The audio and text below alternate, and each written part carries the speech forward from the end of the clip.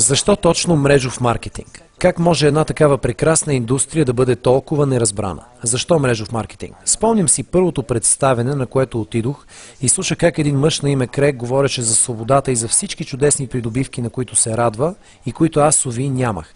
Сега, 20 години по-късно, мога да обобщя за вас отговора на този въпрос.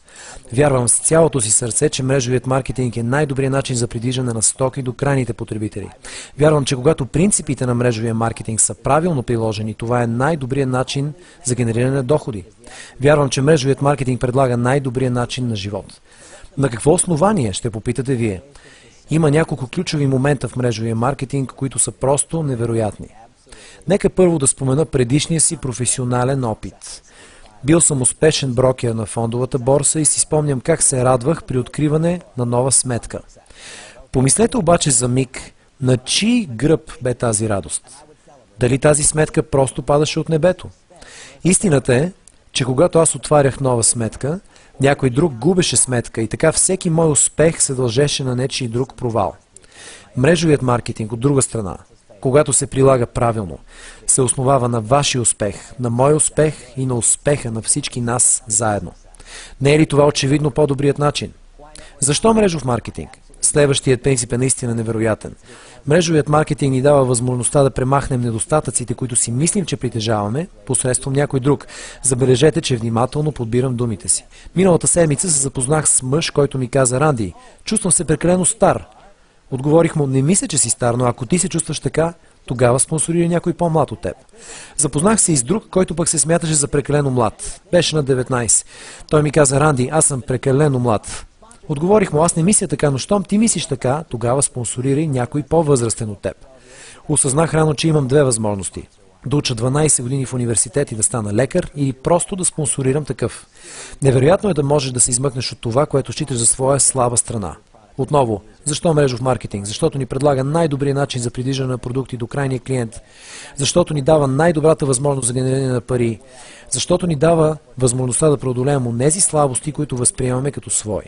Защо мрежов маркетинг? Защото когато принципите в тази индустрия се прилагат правилно, успехът ни се поражда от успеха на тези около нас. И така някой ден, при правилно прилагане и изграждане на потребителска мрежа на висококачествени продукти, най-накрая ще можем да се поздравим с истински пасивни доходи.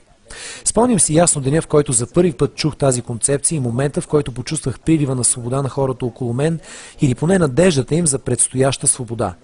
Помня добре и простичките думи на Крейг, който каза: мога да ви дам шанса да работите когато искате. Нямах тази възможност като брокер. Трябваше да работя докато борсата беше отворена. В настоящата ви работа, професия или бизнес, дали вие имате възможността да работите когато си искате? Тогава я нямах, но сега вече имам. Не можех да избирам и къде да работя, защото фирмата ми нареждаше това. Вие избирате ли къде да работите? Бих искал да видите къде работя сега, на най-невероятното място, което можете да си представите. Офисът ми е в моя дом, който се намира на брега на Южна Калифорния. Работя когато искам, където искам. А когато пътувам по света, то е защото искам да се срещна с хора като вас и да завържа запознанство. Ето защо мрежовия маркетинг. Защото той ни гарантира, не веднага, но някой ден да работим когато и където искаме. Следващата причина е много важна за мен. Когато си припомня дните в финансовия сектор, аз не можех да бъда приятел с колегите си, а вместо това работех в атмосферата на постоянно напрежение и конкуренция. Днес ситуацията е различна. Работя с когото се избера. Запитайте си дали вие имате този избор. Аз също го нямах, но днес е различно.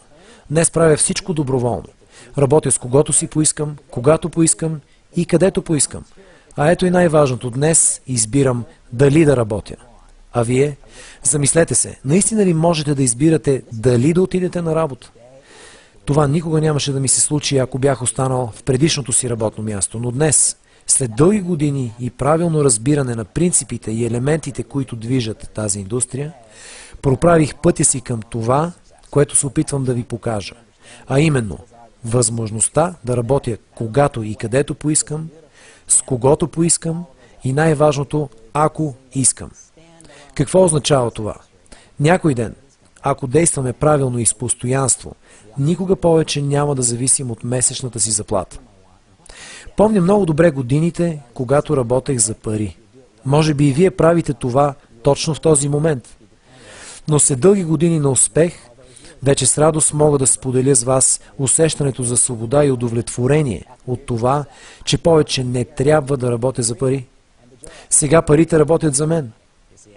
Това е моят подарък, който искам и вие да имате.